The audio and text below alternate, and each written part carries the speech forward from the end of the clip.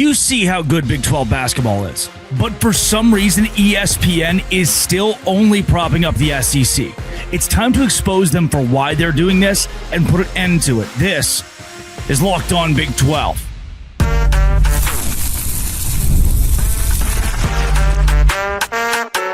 You are Locked On Big 12, your daily podcast on the Big 12 Conference, part of the Locked On Podcast Network, your team every day. Happy Wednesday, everybody. Welcome into Locked On Big 12. I'm Drake Toll from America's #1 Big 12 podcast, Locked On Big 12. Thank you for making this show your first listen every single day.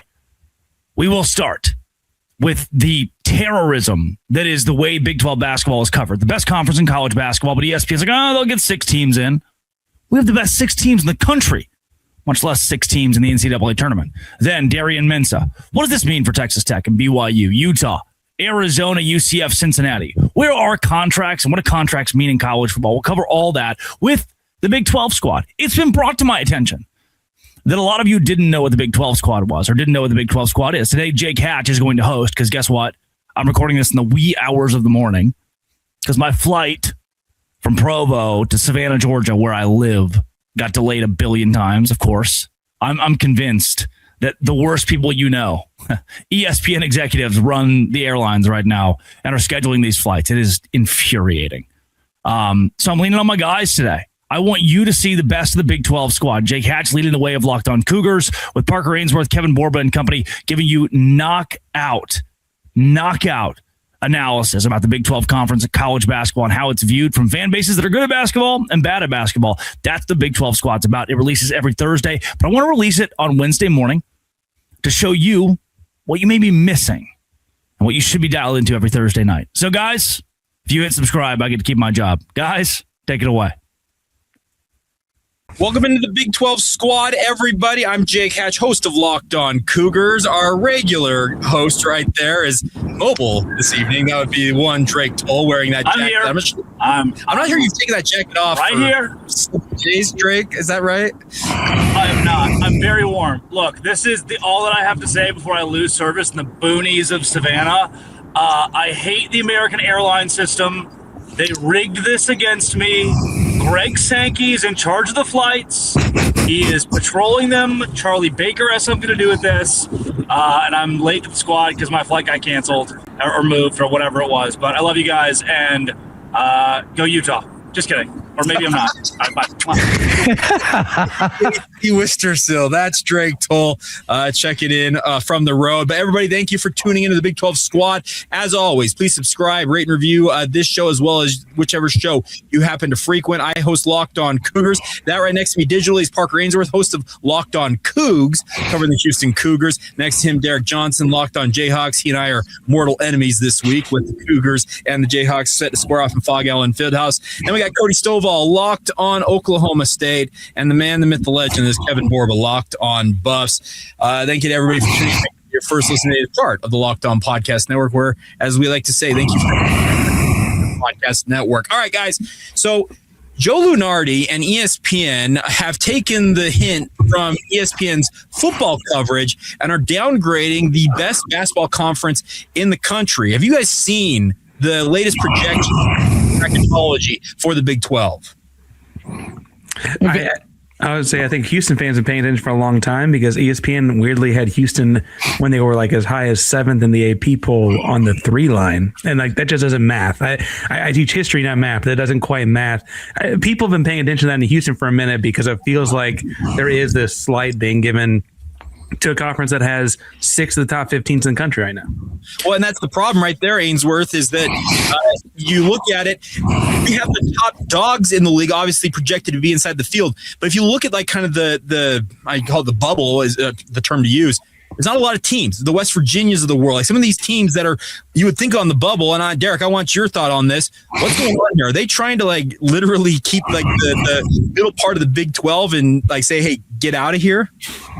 Well, okay, the good news is that, did you know Joe Lunardi is the 125th ranked bracketologist by accuracy, according to our friends over at Bracket Matrix. So, how many are there? Look at that. There's a lot. There's a lot out there, but 125 is not a good place to be in. So, I say this because, like, Here's the thing. The Joe Lunardi thing at ESPN, he seems like a kind of a goofball, nice guy, but like it has become more entertainment than it is to me trying to actually get it right at this point. Is that unfair to say? I don't think it is. Well, I don't think it matters to you three up top, but I think it does in fact matter to maybe not necessarily Oklahoma State because we're not doing a lot of winning in basketball, but traditionally speaking, you would assume that the top 7-8 teams, right, from the Big 12 have an opportunity to go to the big dance. So, and I talked about it ad nauseum, all you got to do in the Big 12 is be in that top 7-8-ish spot, and you're probably safe. And correct me if I'm wrong, didn't statistically we beat out the SEC last year? I know 4-1 it all, right? So they're going to have that cachet. But statistically, we had a better win percentage in the tournament than any other conference in the country. And they continuously downgrade the Big 12. It doesn't matter to you guys, but let's say Oklahoma State wins 4 in a row. Then we're putting ourselves in a position, we're right there for a 6th, 7th, 8th spot. And then this conversation does in fact matter. Well, and Borba, I want to get your thought on this, is that it just kind of seems to me that we saw the SEC get a record amount of teams into the big dance last year. And yeah, the Big 12 was right there competing neck and neck if they weren't outdoing the SEC. But isn't this more propaganda to kind of what Derek's talking about, where it's more entertainment and propaganda versus, hard and fast journalism? Yeah, I think Derek hit it right on the head, and it will cross over to football real quick. I think it's like the first couple of weeks of the playoff rankings where it's like we don't really need the playoff rankings in week 10 or whatever because there's still so much that hasn't unfolded. And I would say it's the same for basketball, right? We're like barely midway through the schedule. I don't even think the first half of Big 12 play is finished completely. So it's like really hard to look at this overall picture and be like, yeah, you know what? Kansas is insert rank here, or like Houston isn't a 1 seed or whatever, because it's like there's so much that can still happen, right? Houston could go on an undefeated run and win out, or maybe like BYU goes on an undefeated run, or like Colorado, who's sitting at the bottom of the Big 12 at like 2-5, like maybe they string together like 6 wins, right? There's so much that can happen, so there's really no point in looking at bracketology. The only thing that it really does though is like it changes the perception that fans have, because it's like, oh well, Joe Lunardi said like.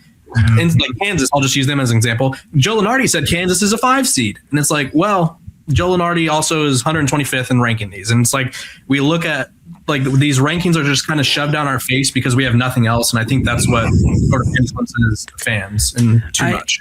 I do think though that the 5 of us and people in our industry, like we do know what Lunardi is. He's much more of the entertainment side of this, and like again, it's 125th out of 124 for all I know, right? Like that's not great odds. But I do think because of where he works, how loud his voice is, how much it's projected, it gets carried a lot higher than 125th out of whatever it is, right? Like I do think there's some perception aspect of that because of where his name has floated, that it does mean something more than just he's one of a billion people. Well, and that's the problem is, to your point, Parker, Derek, I want to get your thought on this, is anybody can go, like, I'm just going to just say Jim Bob's Bracketology, and he may be far more accurate than Joe Lunardi. He's ranked 47th. No, I'm just kidding. But the fact that Jim Bob, the fact that his platform is nowhere near the platform that a Lunardi has. Yeah, people are going to take what Lunardi says as, I guess, gospel truth is probably the best term to use. Well, guys, and unfortunately, perception can sometimes be a reality. There's a perception that if you're a top-tier defensive lineman, you have to go to the SEC, right? That's been a perception for 15 years. So if you're a recruit and you're a big-body beast down low that plays defensive tackle, if you don't get SEC offers, you feel like you're not living up to your expectations. I think that there is, this push to discredit the Big 12, and prop up some of these other conferences for recruiting and future viability. And for that purpose, I absolutely hate it. This is really more of a question for Derek, because I think Jake and I actually fall in the same boat here. And I don't mean to, like, I remember when Oklahoma State was really good at basketball. I know that Colorado's put out some talented players. But Derek, is part of this that Houston, Arizona, BYU have just kind of shown up and crashed the party? I mean, look, we lost at Texas Tech last weekend, and I still feel like we should have won that. Anyway, it happened, right? But ultimately, Houston has come in and kind of run this conference in basketball for 2 years. BYU comes in and gets the number 1 pick in the NBA draft. Arizona walks in and goes undefeated. I mean, like, it does feel like the new wave has kind of also coincided with the old wave falling off a little bit. I think Darren Peterson's great, right? And that also has coincided with like this third aspect of like no one cares about the conference anymore. I think that's what it is to me. It's the idea that like I don't know, all the paths are made different, like all the schedules are made different, and it makes it difficult to kind of look at this stuff. Like you're looking at Kansas and the teams that they drew among, because everybody has to play 3 teams home and home, right? One of the ones KU plays is K-State because it's their rival, and K-State's not very good. But the other 2 they have to play home and home this year, Arizona and Iowa State. And I don't know what the situations are for you guys in some of yours, but like for some teams, it's going to be a little bit easier in what you get for your kind of home and home. And I don't know, that just makes it like not as enticing to me. That makes it not as interesting in terms of like winning the conference, because theoretically somebody could go 18-2 and somebody could go 17-3, or I guess it's an 18 game schedule again now. So somebody could go 15-3 and somebody could go 14-4, but the schedules might not line up, and the team who finished second could be the better team or get a higher seed. So I don't know if that kind of plays into it a little bit too. But it is weird because, with the SEC in football for so long, they've gotten the benefit of the doubt with all these teams winning the national title and that they've been the best conference for so long. And now we've seen the Big Ten overrun them over the last 3 years, but people still want to point to the benefit of the doubt for the SEC. Well, where's that benefit of the doubt for the Big 12? Because even if you want to say the SEC was better than the Big 12 last year, you can't have that same argument for the previous like 3 or 4 seasons or the previous decade. So where's the benefit of the doubt for the Big 12? It's your fault, Derek, right? Perception is sometimes reality, and the perception right now is KU is down. Therefore, the Big 12 must be down. Yeah. Isn't it disappointing though that like obviously I would say we have, I don't know the order, but we have the number 1 and 2 picks in the NBA in this conference, and you could probably even throw in a top 5 pick over at Houston, and they're not gassing it up. Like you guys play later this month, Jake and Darryl, well, not you two, but your teams that you guys represent. And no, they're playing 1-on-1 later too. We're going live, but you would think that they want to sort of like gas that up because that game is on ESPN, and like Joe Lunardi's over here pushing the SEC button, and it's like, okay, cool. Like the SEC has 3 good teams, but yeah. But this also goes back to me, like it's a mistake by the Big 12 and Brett Yormark not to schedule AJ DeBonta and Darren Peterson twice. Right. Why is this game only happening one time? Yeah, and that it should have been a home and home series. Fleming's too. Fleming's absolutely. So BYU is going to get Arizona twice. They're going to get the Koa Pete versus AJ DeBonta twice, but you should have these top prospects. You need to rig the schedule however you need to get more featured product out there to obviously combat what the propagandization of what ESPN is doing. All right. We will continue to talk about this, but did the ACC and what Dabo Swinney did, should that be something that the Big 12 is doing? We'll get into that next. Big 12 squad rolls on. Hi, everyone. I'm Kalia Butler, host of Locked On Women's Basketball, and this is Mazda's Women's Basketball Snapshot, celebrating the work no highlight reel can ever capture. The WNBA has released its 2026 schedule featuring a 44-game regular season beginning on Friday, May 8th. The league's historic 30th season includes expansion teams Portland Fire and the Toronto Tempo, with opening weekend highlights such as Caitlin Clark and the Indiana Fever hosting Paige Beckers and the Dallas Wings, and a rematch of the 2025 finals between the Aces and the Mercury. In Unrivaled, Miami felt the breeze as Paige Beckers powered the breeze to a 75-68 win over the Lunar Owls, finishing with 28 points and 7 assists. She was joined by 20-year-old Dominique Malunga, who added 21 points, 8 rebounds, and became just the second player to ever dunk in an Unrivaled game. In college hoops, South Carolina handed Vanderbilt its first loss of the season with a dominant 103-74 win. These moments are earned off the clock, those long before the lights ever come on. The sweat, the fakes, the doubt, the scrapes, and coming back for more every time. Mazda puts the same drive into every detail. Wins define the moment. Putting in the work, that defines you. There's more to a Mazda because there's more to you. Welcome back to the Big 12 squad, everybody. All right, so we all saw what Dabo Swinney had to say about Ole Miss's meddling in their affairs with regards to Luke Farrelly, the linebacker that had A, signed with the Clemson Tigers, B, enrolled at Clemson, and C, was attending class when Pete Golding called him up, or texted him at least. So I think we all kind of look at this, and we've talked about tampering on this show, about there are differences when it comes to tampering. but isn't this one like a cut and dry case of what not to do, and maybe something that the Big 12 needs to call out themselves? Absolutely, 100%. Matter of fact, you should put it on like a PowerPoint. If you know that there's a coach that is texting your player by name, I think that you should blow that coach out of the absolute water, because I think it sets a precedence for what they can do in the transfer portal moving. If there's problematic coaches, and we all know that some are worse than others, I think that if you can throw them under the bus for screwing your roster, you should do it. I think the hard part, though, sorry, Parker, is like Dabo was the one coach that could do it and not really take any what for it, because he's never. I wrote an article the other day over at SI, and I think Clemson has taken in, I think the number is like 8 transfers total.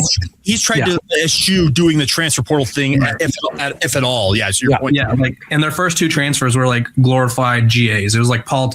It was like 4th string quarterbacks. Like, he has not used the transfer portal like anyone else. So he could say that people are tampering because he's never tampered. He just now started using the portal. So I think it makes it a little difficult. But I do think if teams started reporting, other schools like the NCAA would have to do something eventually, or whatever governing body we're going to move to will have to do something. But I mean, I will say nobody should be surprised. Luke Ferrelli committed to 3 schools in like the span of like 3 months or 4 months when he was a recruit. He went from Arizona to Stanford to BYU, and like that's, or not BYU, excuse me, Cal. Like that's sort of his MO. But it was pretty, I guess, eye-opening to see Pete Golding being like, okay, $2 million, let's go. Well, I think it's interesting because I'm watching this because I want to kind of see what actually happens out of it. First of all, I think that's going to be a big part of this because, as Kevin said, I don't mean to throw anyone under the bus here. I know Houston has lost players to a couple of y'all's programs and taken players from a couple other ones, right? Like, that's part of it. I think that every program has some aspect of this, either through an assistant coach or a kid on the team saying, hey, text your buddy, see what he's up to, right? Yep. And bluntly, if they don't come down on Golding for being so bold and brazen in this, and they come down on the kid, I actually think it would hurt the schools to do this. And I think it'd be because, like, if I'm a recruited kid to your program, and I know if I start getting text message from someone else while I'm at your program, you're going to throw us all under the bus, and I'm going to be the one that, if they punish the kid, not the coach, then I'm just not going to come to you in the first place because you're the reporter, right? Like this is happening way too often to me to have that all unfold like that. And if they come down on the coaches and the coaching staff, then I think you could actually see some change. I think that takes aside stones that they don't have here. Like I just don't think that's. I did see that the SEC is considering like enforcing their own punishments, though, which is, I think, would be interesting. Like if the conferences were like, hey, like Pete, you're like straight up, like this is as clear as it gets, or you are suspended for X amount of games, or I don't really know what punishments they can enforce really, but like I would like to see some accountability from someone. I just don't know. Do you think that the conferences would actually show that accountability if it's out of conference though? Like, do you think the SEC would do it because they're like, oh, well, we took a player from the ACC, let's let it slide. But as soon as Pete Golding does that to another SEC coach, that's when we're jumping in. If Pete does this to LSU or Alabama, he's going to get the hammer. Well, let's back up. If he gets called out for it, because I guarantee it's happened, right? Like that's the thing that's happened. Yep. If the punishment is missing the first half of their game against Charlotte, November or September 12th, I think they'll live, right? Like what's the punishment going to be? Like, what is it really going to be? Maybe you dock revenue share. Like, obviously, every team from I don't know how much money you'd have to dock though, because that feels like really aggressive. But like, say like for Pete Golding, say like the SEC was like, you know what, we all get $30 million in our TV deal. Like, you guys are now getting $25 million or something. Like, that's a very big number. But like, I think that's the only way you could really go about it. Because like Parker said, like, I mean, Michigan won like 3 games without a head coach, and like no one batted an eye. Like, all these SEC teams are playing. I mean, me and 10 of my friends on September 1st. Like, that's just how bad these teams are. They're playing. Yeah, but so I think that there needs to be some penalization, because what Jake alluded to, we all know people that, get the text messages like, hey, you're close to the players. Do you know if this player would be interested in getting in the portal? So it's kind of like that third party. That stuff's always going to happen. And it feels like that's kind of okay. It's not great, but it's kind of okay. When a head coach is straight up saying, don't worry about your agreement, don't worry about that money, I think that is where the line needs to be drawn, and there needs to be an example made. But this is in the SEC, so we know nothing's probably going to happen. Also, $2 million for Luke Ferrelli seems like so much money. And that's the thing about this. what market rates are for each level of player and each position when it comes to market share. $2 million over 2 years for a linebacker. That's like breaking the bank, quite literally, to bring him in, and kind of shows that Ole Miss apparently thinks very highly of Mr. Farrelly, but also at the same time apparently wants to knock Clemson down a peg or two. I think the best way that teams could like punish this as well is just, even if the NCAA is not going to like suspend anyone or punish anyone, just be like, you know what? They offered Luke $2 million because there was a big rumor that Ole Miss had a lot of problems with guys finding out how much everyone was getting paid. Just air out how much you're getting paid, and maybe it'll like cause a lot of internal frustrations. There you go. I thought you were going to say, hey, we'll offer you $2 million, 2.25, and just see if you can keep upping the price to really hurt the other team's bank until you finally pull out. See how high Ole Miss is willing to go to pull this up. Yeah. And then pull Jaden Rashada and say, we never offered you that $13 million. Yeah, prove it. I do think that, and we're going to get into Mensa in the third segment, that one aspect of this is the length of the agreement and the like unenforceability it feels like out of all of this. And I don't mean to like start the segue early or whatever, but like that plays a piece. They feel like the same issue to me. Yeah, well, okay, we're going to get into that. We'll talk about that. Darian Mensah, apparently showed that, you can break said contracts, and we'll talk about the ramifications of that next. Big 12 squad. Today's show brought to you by our friends over at Rocket Money. We're doing this all together, everybody. What is everybody's favorite part about our friends over at Rocket Money? Parker Ainsworth, go. I teach, I coach, I podcast. It's nice to like have someone keeping me accountable for what goes where and where it goes. I teach history, not math. Numbers ain't my thing. Rocket Money, numbers are their thing. That helps. Derek Johnson. I love the color-coded everything because my brain is dumb, so that makes it really easy. I can see what's going where because it adds different colors. I know what color corresponds. Cody Stovall, what you got? I love that it tracks your subscriptions because I'm probably the world's worst at saying, oh, I need that, and then paying for it, and then never realizing that I've ever paid for it, and I continuously get billed for it. I appreciate that aspect of it. Kevin Borba. Yeah, I just love that it tracks the subscriptions because sometimes you subscribe to something like 5 years ago and you don't even realize you're still paying for it. So that's nice to know. No doubt about that. Well, take advantage of Rocket Money, help you reach your financial goals faster. Join at rocketmoney.com/lockedon. That's rocketmoney.com/lockedon. Once again, rocketmoney.com/lockedon. Big 12 squad rolling on here on a Thursday evening. All right, so Darian Mensah is, by the time this show actually airs, likely to have committed to the Miami Hurricanes, become their new starting quarterback. But he came to an agreement in terms of we'll call it what it is. It's a buyout to be able to release himself from the contract he had with Duke. Yep. Concerning should this be, guys, that the kids can sign a deal and then buy themselves out of it? Can we lay out this whole thing? Because I feel like there's details I've got to be missing, but also it's just because it's so Mensah, first of all, got out of Tulane through some sketchy stuff too. Yes. Got to Duke, signed a multi-year deal at Duke. Lost to Tulane. Duke kicked out the quarterback. They had a good quarterback. But also won the ACC at Duke. He then, before the next year of his deal, which he has signed, is getting talked to by Miami, who, let's be honest, would probably be up the creek without a paddle had this not gone through as far as quarterbacks go. Yeah, 100%. And it's late in the game because Miami's in the championship game too.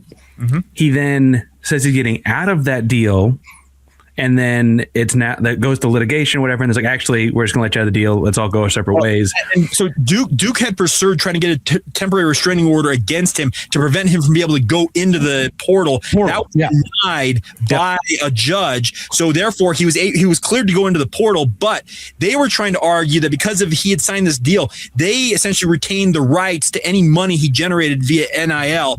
And then we got the release that they had come to a settlement, a buyout, whatever you want to call it, that releases him from any indemnification, anything that he owes Duke, thereby allowing him, it appears, to end up as the Miami Hurricanes' projected star. And we can assume that all this Miami's got a lot of money and that they're paying the buyout. Like he's making that money back and then some. Theoretically, you would think so. They may be just handing him like, "Hey, here's your money. You give that to Duke, and then get over here to Coral Gables." Because I think it would have been really funny if he'd had to do a bunch of Duke commercials theoretically while at Miami. That would have been pretty good. I guess as we lay it out there, the thing that I don't get is And this is, I guess, honorary Big 12 member because of the squad show song. Yes. Why did Duke let them out of the contract? Like, why didn't Duke push this? This is a ACC opponent.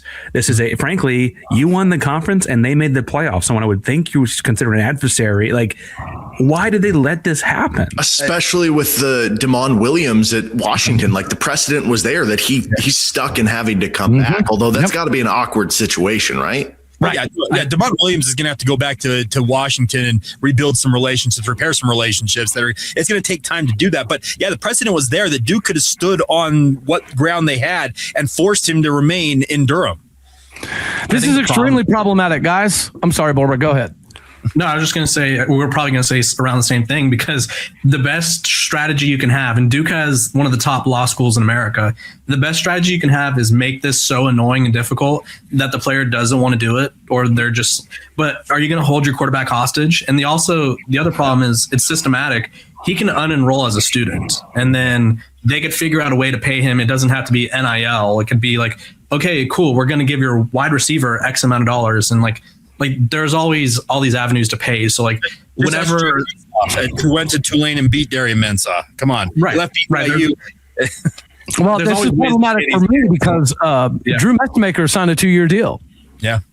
It doesn't matter. If Oklahoma State goes like, say, 9-3, I don't think it's going to happen. Okay, but let's say it does happen.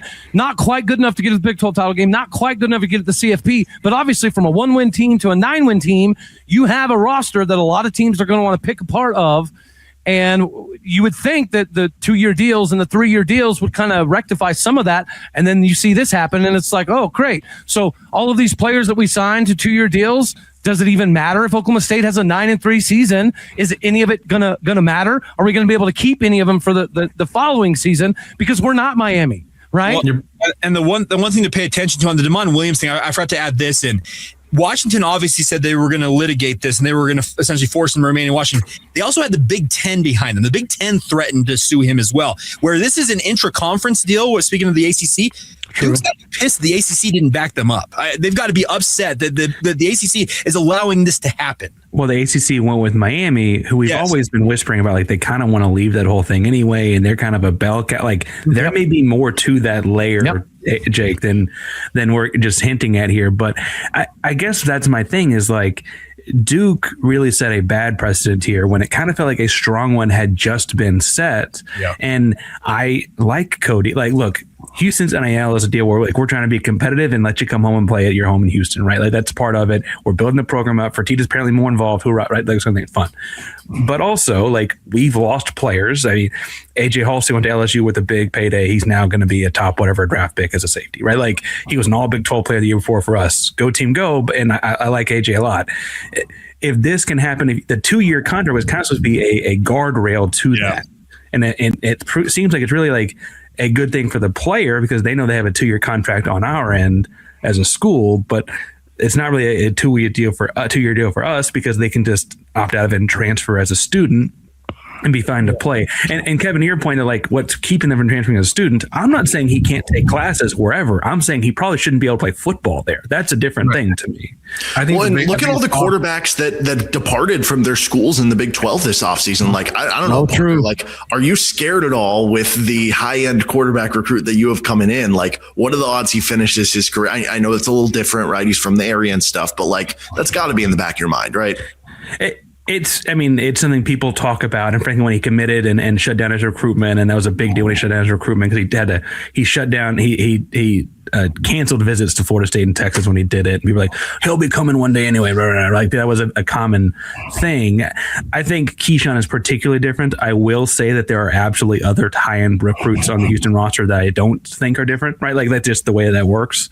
And it is like if the guardrail was supposed to be a 2-year contract, what happened all of a sudden? Now that's gone. Well, and didn't Jordan Seaton, your gangster offensive lineman at Colorado, didn't he originally sign a multi-year deal? He did. Yeah, he was signed. And I think I was going to touch on this when Parker finished up is like you have 2 really good bets. It's one that your litigation is so annoying that they're just like, you know what? I don't want to pursue this. Or 2, you're stuck with hope that they're just like attached to your program in some capacity. Like Jordan Seaton was not attached to Colorado like people had hoped. Houston's quarterback may be attached to Houston's program in a way that like would make a lot of programs happy. But at the end of the day, like, I would say recruiting is probably the worst investment in college football, especially 5-star quarterbacks these days. Like 70% of them since 2021 have left their program. But those few that have stayed have turned out really good. Like Ty Simpson, Arch Manning. Like, if you could get these guys to stay, it's great. But the problem is your best, I guess, strategy is hope. And I don't really think hope is like, that should not be plan A or that's probably like plan F, really. Like where it's like, we really hope you like us here. Like that's not. As my father's preached to me for years that hope is not a strategy, boys. So yeah. Keyshawn thing in Houston is particularly different in that Fritz coaches high school coach that hired his high school coach on staff. He's from the city. Like there's a lot of aspects of that feel different in its own unique way. The other 4-stars on the roster don't have all the exact same. Most of them are from Houston, but they don't have the same connections, right? And much like Seaton's from the DMV. Am I making that up? That's his connection to Colorado was Coach Prime's a cool dude. Like there should be, that was it. That was the whole thing. He got a lot of attention. I'm not going to pretend that Colorado made him, but he got a lot of attention. I've said this on my show. How he left the program was disgusting. He asked the media department to make him a video, said he was going to use it to announce his return, and then used it to announce he was transferring. Like, I just think there has to be some sort of enforcement on any of these contracts. And until there's a governing body, which, I mean, the NCAA is the shell of its former self, they have to be employees. Like, that's been a popular topic on my show because Coach Prime is finding people for missing practice and stuff like that. They have to be unionized. They have to be employees. There has to be a collective bargaining agreement. And quite frankly, I don't know how you do that. I just know that Northwestern quarterback that refused to be in the video game like 10 years ago, 20 years, whatever that was, he's probably furious right now because he's like, I've been saying this for years. Well, we don't have time for a whole other segment, but I think some of those fines are, I think the phrase Cody uses is bull spit, but we'll do that later. Then you're going to open up all those cans, and we can open those cans. I think we're there, but I think this is evidence that we need to get there. Yeah, well, and here's the thing. I'm preaching from a place where BYU retained essentially all of its top talent. So BYU's in a very interesting position where they were. I think BYU's an exception rather than the rule because look at it. Everybody else essentially got pillaged. BYU got lucky enough that apparently everybody was content sticking around in Provo, but. Is that going to last? That's going to kind of be the litmus test going forward here. Jake, I think all of us need BYU to be successful this season because when Oklahoma State returned almost 90% of our roster off a 10-win season, we were terrible. Kansas State did the same thing last year. Terrible. Yeah. So far, in the new look Big 12, returning rosters have not gone very well at all. And Cougar fans are now booing you, Cody Stovall, because they do not want to consider that. Boo this man. You don't want BYU on your bad side, Cody. We got to work on that. Something fierce. All right. Well, that's going to do it for this week's edition of the Big 12 Squad. I'm Jake Hatch, host of Locked On Cougars. That's Parker Ainsworth, host of Locked On Cougs. Don't get those two confused. One's Houston, one's BYU. Derek Johnson, host of Locked On. Actually, all the BYU folks should come on. There's a lot of y'all. Come on. Like, hey, I call y'all the Red Cougs. Like, come on. We go Coug it up. We have a blue jersey. Wait, what do you mean we have a blue jersey? We're good. You do have a blue jersey. Cody Stovall, Locked On Oklahoma State. Kevin Borba, Locked On Buffs. Please subscribe, rate, and review these shows wherever you get them. And as our good friend Drake Toll, who joined us earlier, Alexa says, thank you for tuning in to the Dose Grande Squad. Talking about keeping our jobs too. Yeah.